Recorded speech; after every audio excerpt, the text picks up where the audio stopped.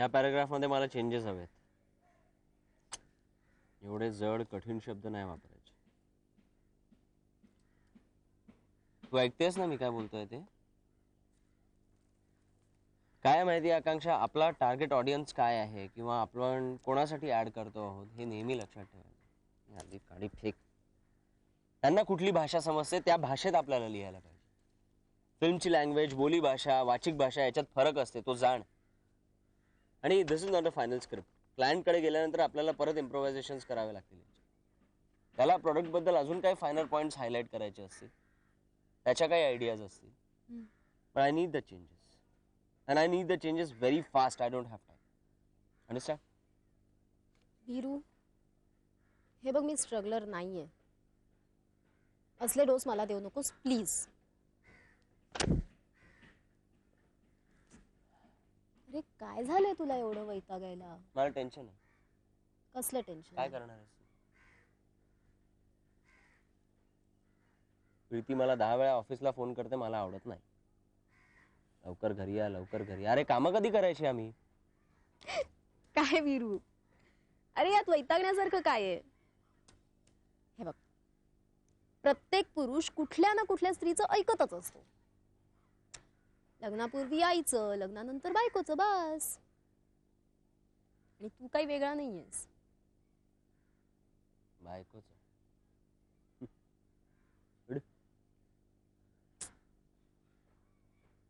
21वे शतक जवळ आलं, पण तू मात्र अजून 18व्याच शतकात आहेस. बायकोला हक्काची समजून हळतूड करून वागवणं, गरज असली की तिला जवळ घेणं, गरज संपली की मात्र तुझं लेक्चर बंद करायचं. झुंजार महिला पत्रकार, बंडखोर महिला पत्रकार, शहाणपणा स्वतःकडे ठेवायचा. मला काय भोगावं लागतंय तुला काय कळणार ग? त्याचं जळतं ना त्यालाच कळतं. आणि माझ्यावर ही परिस्थिती तुझ्यामुळे आली. राग आला असेल तुला खरं बोललोय म्हणून. That doesn't matter. नाही, कधी रागवायचं आणि कधी रागवायचं नाही याची गणितं आता माझी बदलली आहेत वीरू. एनिवे, आपण कामाचं बोलू. कामाचं काय बोलायचं? I need the changes in this paragraph. Script मला बदलून हवी. मिळेल. ठेव तुझ्या. कधी हवी आहे? आत्ता या क्षणाला देशील?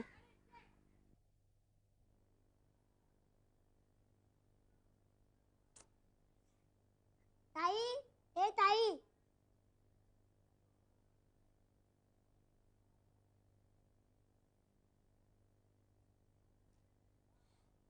ताई, ए ताई. आले आले, ओरडू नकोस. बोला, कुठे आग लागली आहे? गणिताला. हौदाचं गणित आहे. हौद म्हणजे काय? हौद म्हणजे पाण्याची टाकी. गावाला असते नाही का? त्याचं काय झालं? एक नळ चांगला आहे, एक नळ गळक आहे. चांगला नळ आहे त्याला बारीक धार येते. एक मिनिट, तुला मी किती वेळा सांगितलं, असली गणित तू यांना विचारत जा. यांना म्हणजे कोणाला? यांना म्हणजे जया काकांना. मग नीट सरळ सांग ना. मी यांना विचारायला गेलो तर ते चष्मा काढला, बघितलं, चष्मा घालून निघून गेले. अरे हा नाक्यावर गेले असते, येतीलच. त्यांना विचार. जया काका आहे ना एकदम सॉलिड बंटी. सच्ची बोलतो मी. राग काय को देतीये? काय रे तुझी ही भाषा, कधी सुधारणार तू? आई, या काकांचा मूड असतो तर ते चांगले वागतात, मूड नसतो तर पुस्तकं वाचत बसतात. अरे वाचत असताना त्यांना काही विचारलं ना तर त्यांना राग येतो. मी जेवायला बोलवलं तर वाचत जेवतात. असतो एखाद्याचा स्वभाव. स्वभाव बोले तो आदत ना. तेच तर म्हणत होतो मी. जया काकांचा स्वभाव ना एकदम सलकिटच आहे. म्हणजे जया काका चांगले आहेत का वाईट आहेत? आई तू माझी खेचतेस हा. जया काका एकदम जंटलमन आदमी आहे. आणि तो नाक्यावरच्या पानवाला एकदम खडूस आहे. त्या दिवशी जे अंकलने त्याला राग दिला, टपली फोड डालूंगा. मी पण देऊ का दाड? बाबा तू असं काही वागू नकोस. मी प्लॅटफॉर्मवरून तुला इथे कशासाठी आणलंय? शाळा शिकण्यासाठी ना? अशी दादागिरी करशील ना तर परत प्लॅटफॉर्मवर पाठवी. पण काही अभ्यास करतो मी. उद्याचा गृहपाठ तयार आहे. तू आणि तुझा जया अंकल काय वाटेल तो गोंधळ घाला. परत मला काही विचारू नकोस.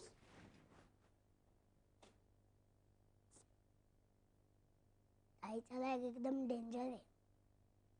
जे अंकल अच्छा आदमी. हो द. एक नळ चांगला आहे, एक नळ गळक आहे. चांगला नळ आहे त्याला बारीक धार येते.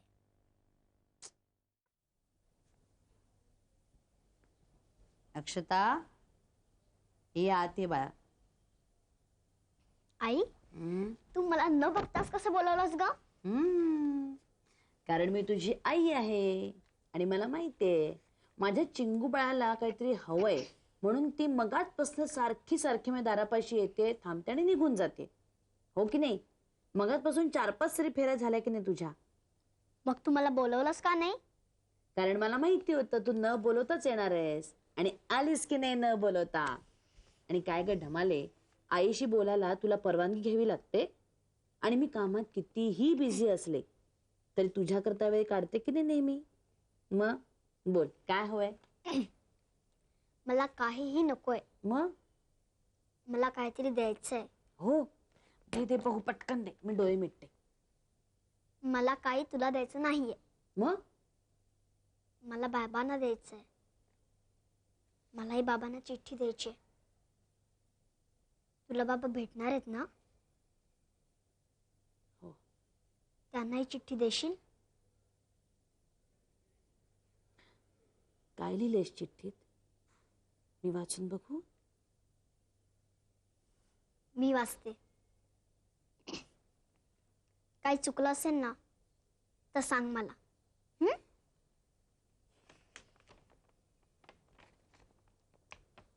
तीर्थरूप बाबांना नमस्कार. अगं साष्टांग नमस्कार लिहावा. साष्टांग म्हणजे काय? साष्टांग नंतर सांगेन, वाच. मग मला मध्ये मध्ये थांबवू नकोस हा. बर.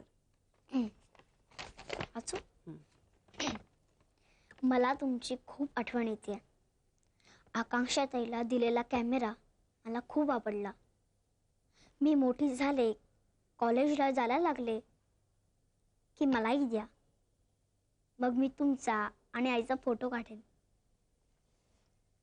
तुम्ही मला आणलेला टेडी बेअर, बार्बी डॉल, राणीसारखा फ्रॉक मी अजून घातला नाहीये आणि घालणारही नाहीये. तुम्ही घरी या आणि तुमच्या हाताने द्या. मगच मी फ्रॉक घालेन. आणि सकाळी सकाळी येऊ नका. माझी शाळा असते. शाळेला दांडी मारली तर दुसऱ्या दिवशी बाई शिक्षा करतात, बाकावर उभं करतात. तुम्ही कधी येणार आहात ते कळवा. त्या दिवशी मी खेळायला जाणार नाही. मला तुमच्याशी खूप गप्पा मारायच्या आहेत. तुमची अक्षता, ताजा कलम. आणि मला तुम्ही चिंगी म्हटलं ना तरी चालेल.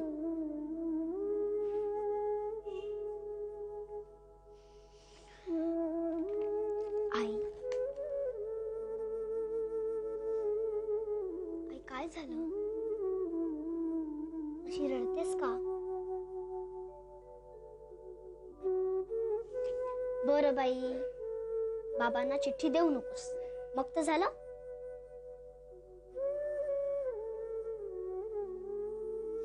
आई, बाबा तुला ओरडतात का ग?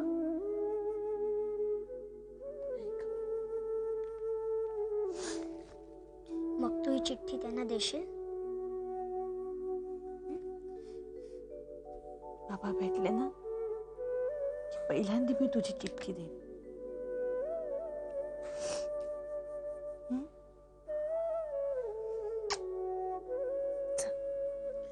झोप आता, सकाळी शाळा आहे ना. जा.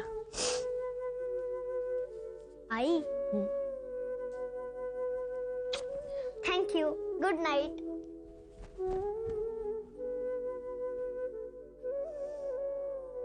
गुड नाईट बाळा.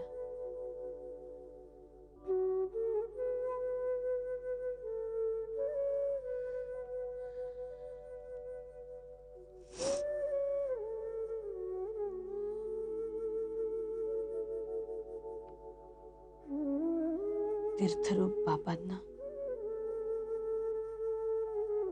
साष्टांग नमस्कार.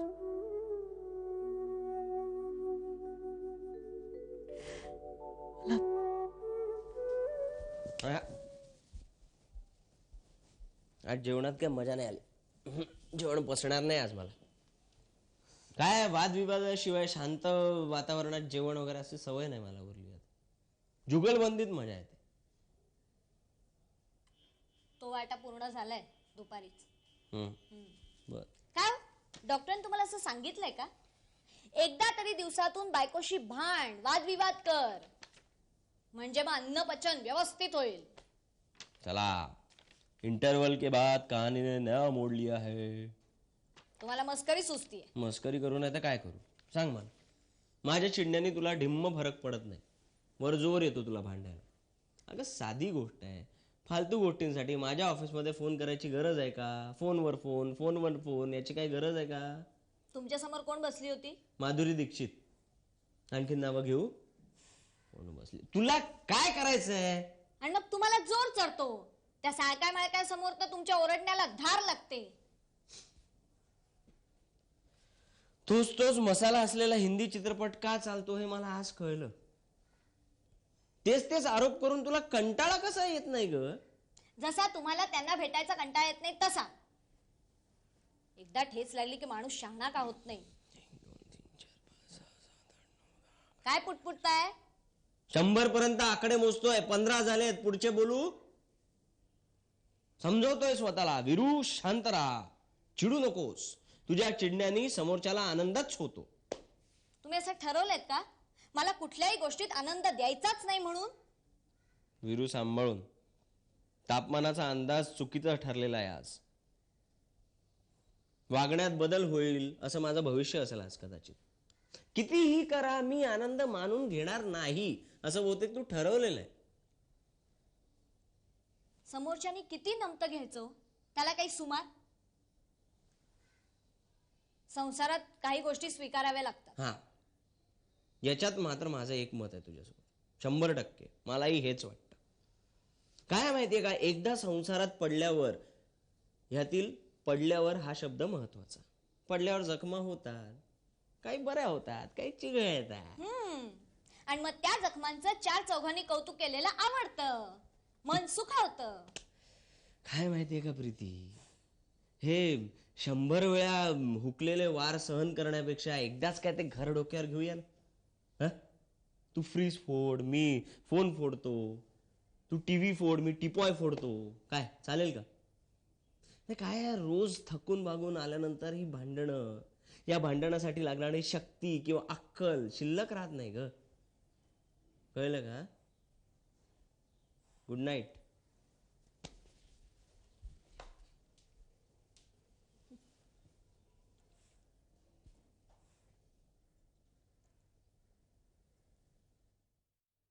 मीटिंग सुरू करण्यापूर्वी एक खुलासा करतो. आपले अजित देशमुख साहेब आज येणार नाहीयेत तसं त्यांनी कळवलेलं होतं. आणि कदम साहेब सुद्धा येणार नाहीयेत. हो पण या दोघांनाही तुम्ही मीटिंगची मिनिट्स पाठवून द्या. हो मग मीटिंगला सुरुवात करायची का मंत्री साहेबांची वाट पाहायची? नाही आपण मीटिंगला वेळेत सुरुवात करूया. फार तर आपण 5 मिनिटं वाट बघूया. मला असं वाटतं आपण शिस्त मोडू नकोया. तर कामकाजाला सुरुवात करूया. काय चांदेकर? हो. अरे बसा बसा बसा बसा. अहो मी काय एक सामान्य सदस्य हो. हा मान अध्यक्षाचा. काय मॅडम बरोबर आहे ना? बरं ते जाऊ द्या. मीटिंग आज जरा लवकर आटपती घेऊया. सीएम साहेबांनी मला बोलवलंय. तिकडे उशीर करून नाही चालणार. हा चांदेकर करा सुरुवात. हो. गुन्हेगारीचं प्रमाण विद्यार्थ्यांमध्ये खूप वाढू लागले. त्यांना कुणाचाच धाक राहिलेला नाही.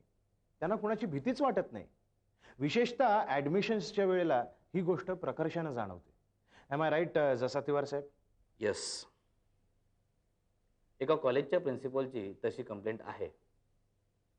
संबंध जून जुलै महिना तो प्रचंड तणावाखाली वावरत होता. दहशत उभी करून पैशाचं प्रचंड प्रमाणात वाटप त्याच्या कॉलेजमध्ये केलं गेलं. पण अशी त्यांनी लेखी कंप्लेंट दिली? मॅडम कुणी लेखी कंप्लेंट देत नाही हाच तर आमचा मोठा प्रॉब्लेम आहे. काय जसा तेव्हा? हो पण लेखी कंप्लेंट कशाला करायला पाहिजे? साधं फोनवरून जरी कळवलं ना तरी कदम साहेब ऍक्शन घेतीलच ना. हा, आणि काय आहे माहितीये का, म्हणजे 2-4 लोकांना जरी उचललं ना तरी बाकीचे सगळे सरळ होतील. तसे खूप घाबरतात हो हे लोक, नाही? अहो जसा ते वार, पण यामध्ये निरपराध विद्यार्थी पण भरडले जातील आणि पुराव्याशिवाय कसं उचलणार हो? थोरात साहेब, अशी कामं कधी कोणी पुरावे ठेवून करतं का? नाही, आणि मला एक कळत नाही की प्रिन्सिपल अशा विद्यार्थ्यांना सरळ रस्टिकेट का नाही करत? दरवेळेला पोलिसांनीच का म्हणून धावायचं? आणि असं घाबरून कसं चालेल? वेळेप्रसंगी मुलांना रस्टिकेट करायचं का? ते गुन्हेगार आहेत म्हणून की त्यांच्यावर संशय आहे म्हणून? संशय कसला? कशाला? धडधडीत गुन्हेगार आपल्या डोळ्यासमोर गुन्हा करत असताना आपण ते निमूट बघत राहायचं? त्यावर काही ऍक्शन घ्यायला नको? नाही, अशानं होतं काय माहितीये का मिस्टर शरद जोशी, गुन्हेगार मात्र मोकाट सुटतात, पण निर्दोष मात्र नाहक त्याच्यात भरडला जातो.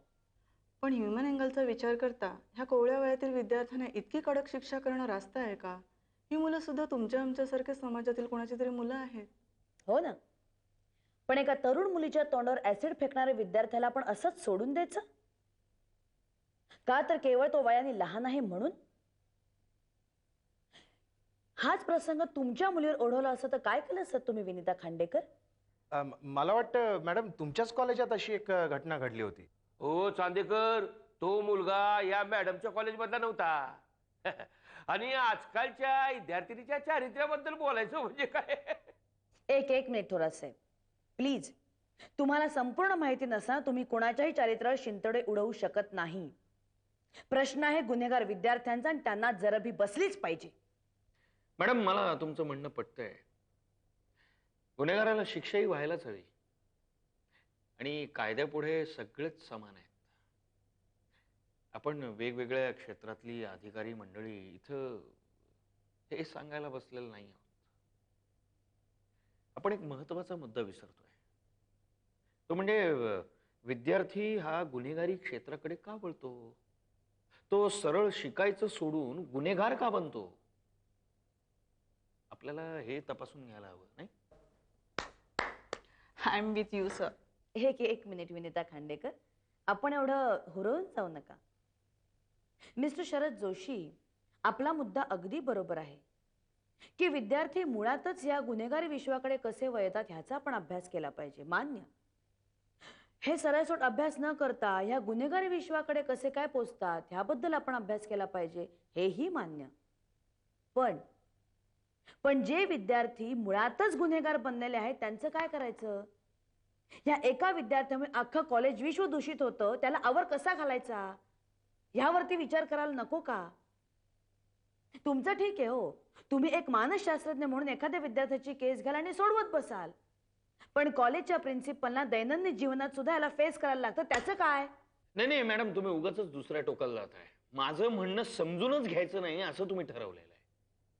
मीटिंग अटेंड करण्याला काय अर्थ आहे सांगा ना. हे बघा, माझा मुद्दा इतकाच आहे की प्रश्नाच्या मुळाशी जाऊन त्याचा विचार करणं अत्यंत आवश्यक आहे. एक्सक्यूज मी मॅडम, नाही म्हणजे जोशी साहेबांचा मुद्दा आपल्याला पटला. हा, जोशी साहेब तुम्ही नंतर भेटा मला, आपण यावर विचार करू काय. बरं मी निघतो. हा, काय ते सीएम साहेबांची पण मीटिंग आहे ना, ती बी अटेंड करायला पाहिजे. बरं आपणही निघूया आता.